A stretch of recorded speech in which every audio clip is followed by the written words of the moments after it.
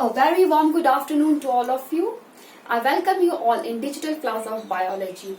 Dear students, as you all know that we are studying the chapter ecosystem of unit ecology, and in my last lecture I have taught you something about components of ecosystem.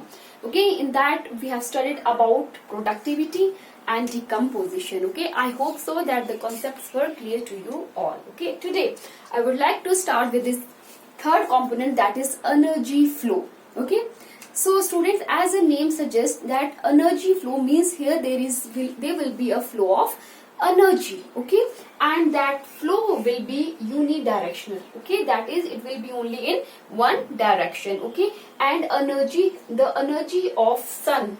Okay, I'm talking here about solar energy. Okay, that is taken up by your plant for the process of photosynthesis. Understood? But student, the thing to keep in mind here is that out of 100% of solar energy, okay, only 50% have the ability to perform photosynthesis. Okay, and that 50% of energy is known as PAR, that is photosynthetic active radiation. Okay, and one more interesting thing, that out of that 50%, only 2 to 10% is used by producers, that is plant, to perform photosynthesis. Okay, so you can imagine that how much percent is used by the plant to perform photosynthesis. Okay, so here under this topic I want to introduce you one important term, that is trophic level. Okay, I've told you earlier also that what is trophic level? It is the position of an organism in your pyramid according to their function. Okay, example student, here see here, at the base of the pyramid there will be always producers. Why? Because they will take the solar energy and they will prepare their food. Okay, and then these producers will be eaten up by the consumers. Okay, students, for example, this I have made. Okay, here at the base there is producers. Okay, producers such as grasses are there. Okay, so they are coming under producers. Why? Because they are producing energy. Okay, second, there are herbivores. Example, goat.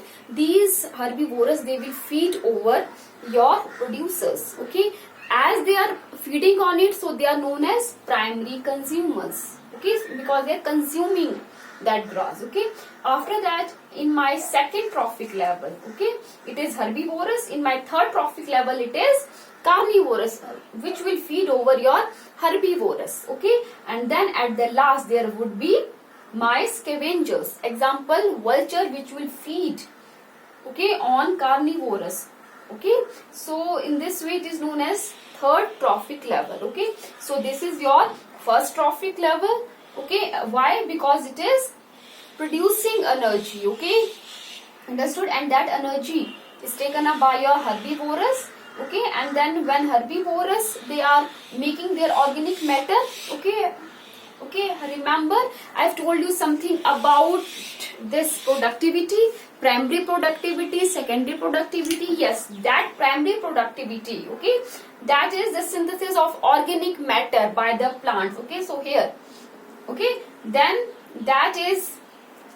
from here net primary productivity which will be taken up by your herbivorous, and then from herbivorous that net secondary primary productivity is taken up by carnivorous, and then the process will continue, and it is only up to 3 to 4 trophic level. Why? Because after that energy is very low and population also decreases. You might have also seen that the population of grasses is more as comparison to herbivorous, and the population of herbivorous is more as comparison to carnivorous, and the population of carnivorous is more as comparison to vulture or this tertiary consumer. Okay, as we go high in your ecological pyramid, what happens?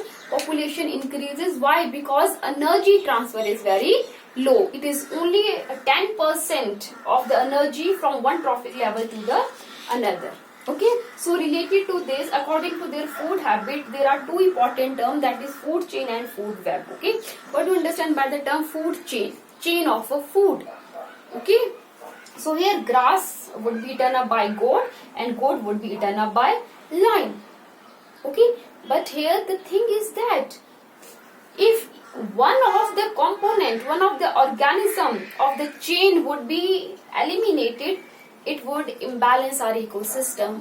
Okay, why? Because lion can't feed over grass. Okay, and with time what will happen, a nutrient from grass will also replenished.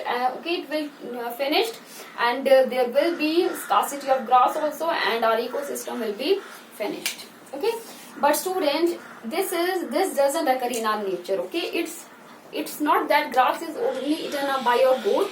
Okay, so here the thing that exists in our nature is food web, because grass is eaten up by goat, we know, but beside grass goat can eat herb also, shrub also, trees, okay, also.